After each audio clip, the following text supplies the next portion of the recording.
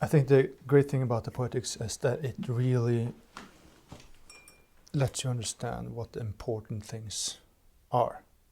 If you are a classical figurative painter, I know, and I've been there. You have this idea that you have to imitate, and everything shall be exact, and it shall be real, and no kind of mystic thing. Just really something that is perfect, like photo. That's the most imitative thing you can do. Yeah. That's a strange understanding of what imitation is, because something it's about the imitation of a character, features, the anatomy and everything. But when it comes to the most important, according to Aristotle in the Poetics, is the imitations of actions. Exactly. And that is when I think the whole thing turns and drags you into much more interesting way of understanding the Poetics and how you can integrate that in your work. Because it says it's how is it?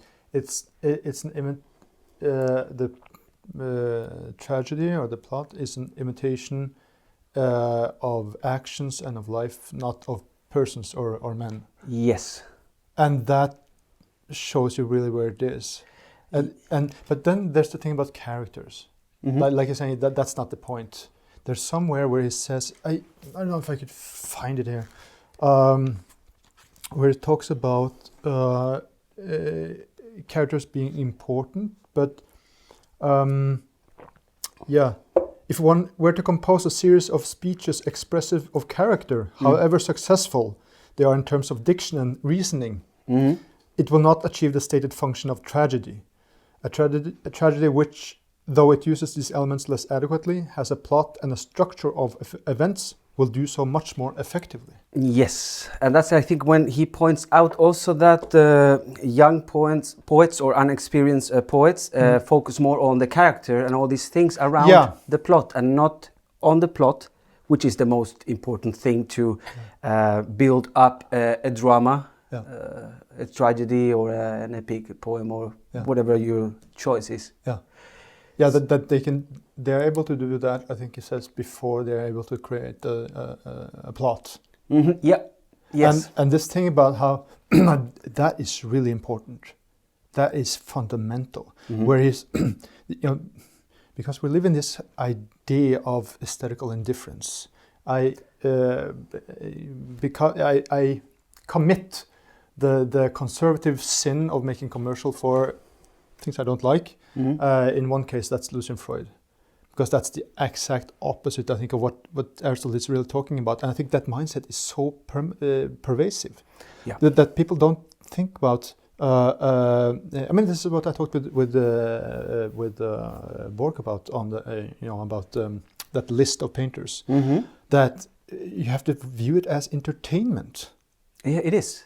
That's the point. Great level of entertainment. Then something has to happen. Yes, because you don't get entertained by just seeing a person laying on the floor, totally indifferent, totally incapable to think or feel or do any action. So you have Lucian Freud there. And some people might find this like on an intellectual level interesting. But when it's come to make you react emotionally or react physically, to what the image is representing.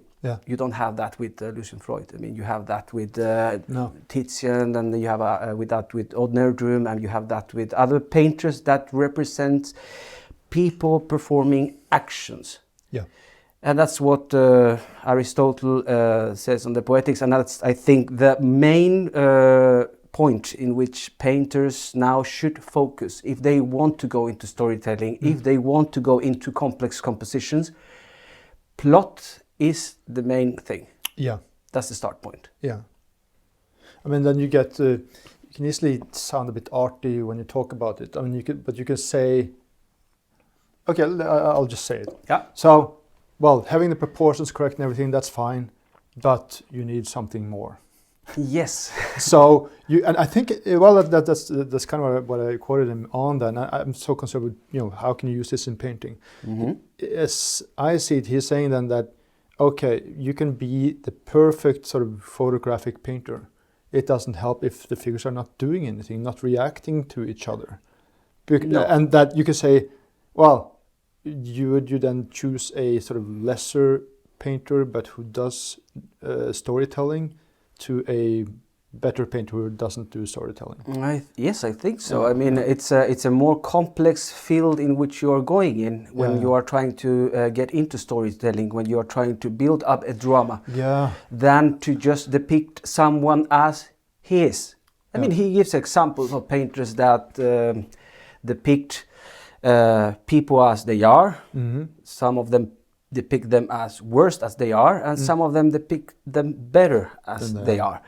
And that's, of course, a level. And then if you want to get into storytelling or building dramas, then it gets more complex. And so it's not enough to be extremely accurate in proportions and extremely accurate on the likeness. Of course, it's great. It's an element to take care of. Very important. But that likeness or that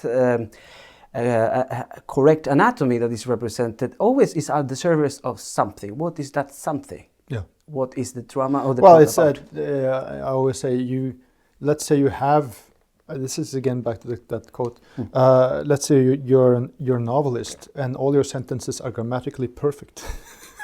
But there's no connection and there's nothing going on. No, that's not what you want, right? No. If you are engaged into making story, what is this story about? I mean, the first. Yeah, and that's when that's very simple, but you see that there's not too much people taking that simple question about when they start with a painting. No. And that's also where you get into. That can also sound a bit sort of quote-unquote modern, but it's not at all. Where he talks about the one specific point. What's the example he uses? I think doesn't he talk about a painter and how I think the example is that if you need to paint a deer or something like that in your composition. Yes. And he talks about the difference between not knowing deer anatomy. Yes. And knowing deer anatomy, but making it intentionally sort of wrong to make the composition work. I mean, like a perfect example of that idea, I think, would be Titian's Pietà, with a plague coming there, running, that woman with the green mantle, and that, as I learned from Odd, when you look at her head, he's made that concave shape, sort of chopping off her head a bit, or the top of her head, to sort of push her down, so she doesn't sort of just fly out of the painting or is too expansive. Yeah, I mean, those are things that you don't that you do in order to make the composition and the story better. Yeah. So if you just take things as literal as they are, you're not really composing. You're not fixing those elements or those characters according to the story. So the composition is always arranged according that the poem or the plot or the story that you're trying to represent should be represented as the best way possible. Yeah. So then it's necessary, to fix some things to make them work in that surface and that flat surface, the canvas, the painting. And that's also touching on the central thing that we've.